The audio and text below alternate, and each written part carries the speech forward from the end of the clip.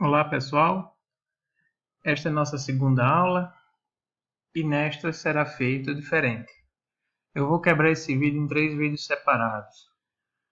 É um teste que eu estou fazendo, né? E com isso vamos ver se a gente tem um dinamismo melhor nas aulas. O livro que a gente vai usar nas 3 aulas, né? É este livro aqui, do Adalberto Pessoa Júnior e da Beatriz Quiliquian. Ele está na segunda edição, porém a biblioteca tem apenas a primeira edição. Tá? E também eu pensei uma coisa diferente para a próxima aula, na verdade. É que as dúvidas que vocês tiverem sobre essa primeira aula, eu vou tentar levar para o autor do livro, Adalberto, responder.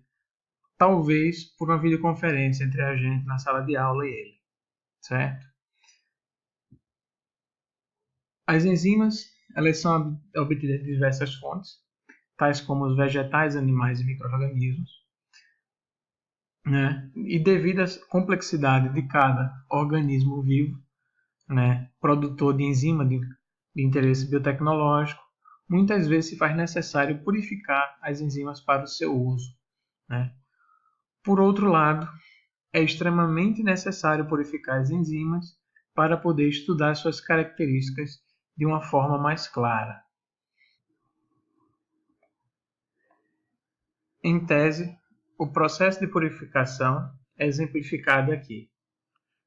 Um pool de moléculas, proteínas, peptídeos e a molécula-alvo é obtido da fonte produtora de enzima, a qual precisa ser purificada ou parcialmente purificada para que seja estudada ou aplicada.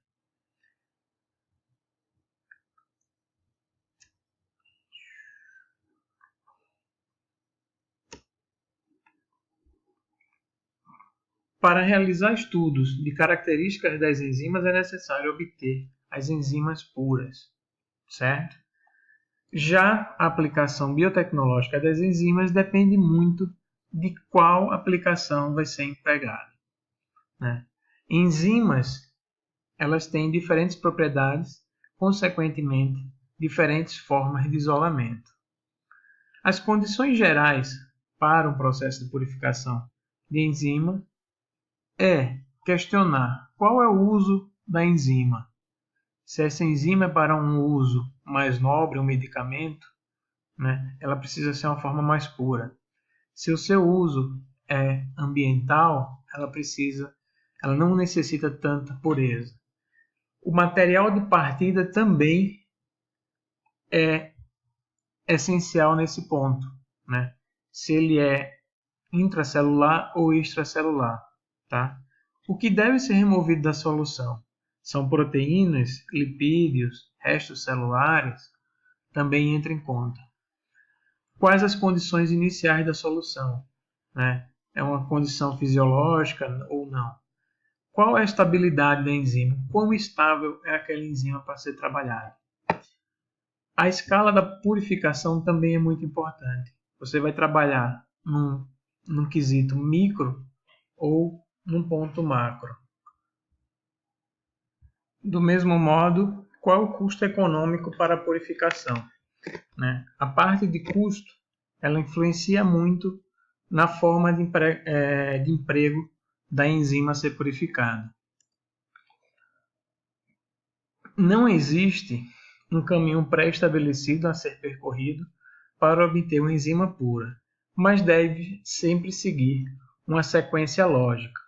Tá? Essa sequência ela vai pela clarificação, captura, purificação intermediária e polimento.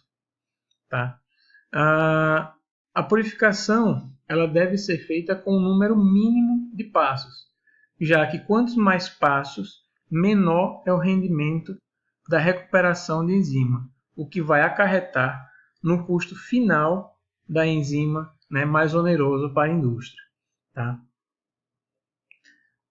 Aqui, né, esse gráfico ele mostra o rendimento em função do número de passos.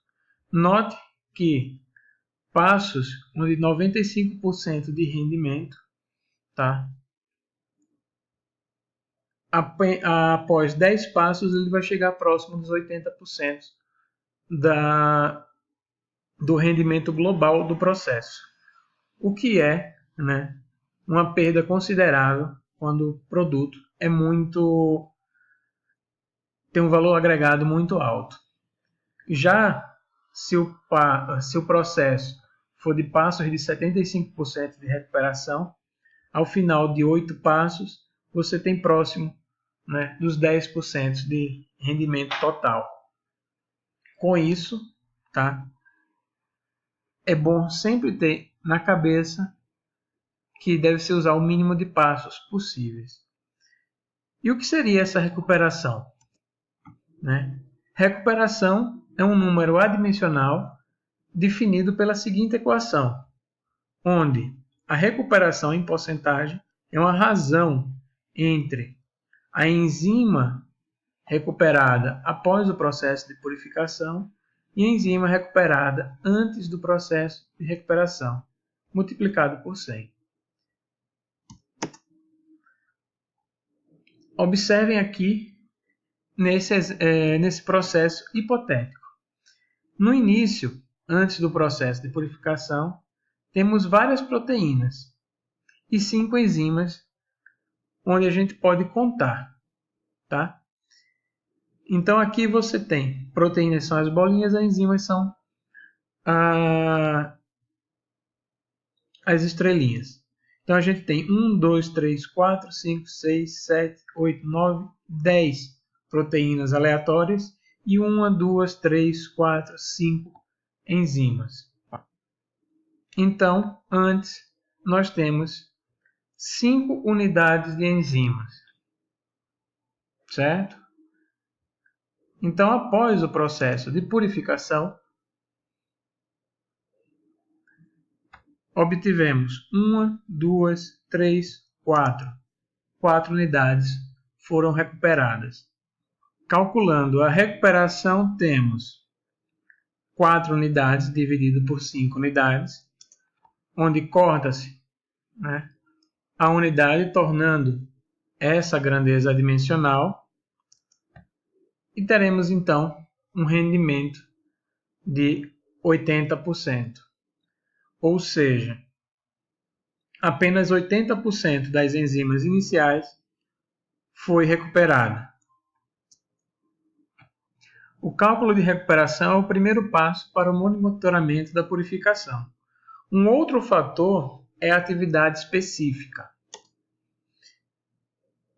onde pode-se ver que é uma grandeza medida em unidade por miligrama. Corta-se o ml, sobra unidade por miligrama. No nosso exemplo anterior, temos 5 unidades de enzima, 1, 2, 3, 4, 5, certo? E 15 miligramas de proteína, 1, 2, 3, 4, 5, 6, 7, 8, 9, 10, 11, 12, 13, 14, 15. Notem que eu estou contando as proteínas e as enzimas, já que as enzimas são proteínas também.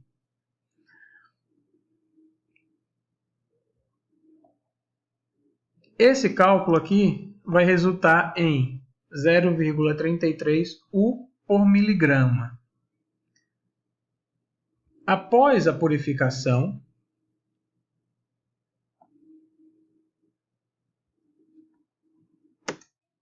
temos 0,66 U por miligrama. Por fim, o fator de purificação, né, é também uma grandeza adimensional. Ele calcula quantas vezes, né, aquela enzima ou aquela molécula está mais pura que antes do processo de purificação.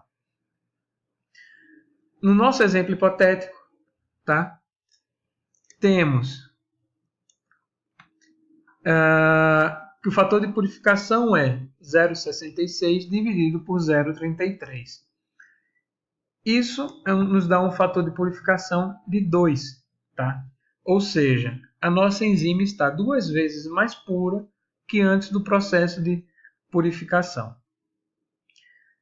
Então, aqui acaba a aula de introdução aos processos de purificação e logo em seguida, né, vocês começam a aula de precipitação.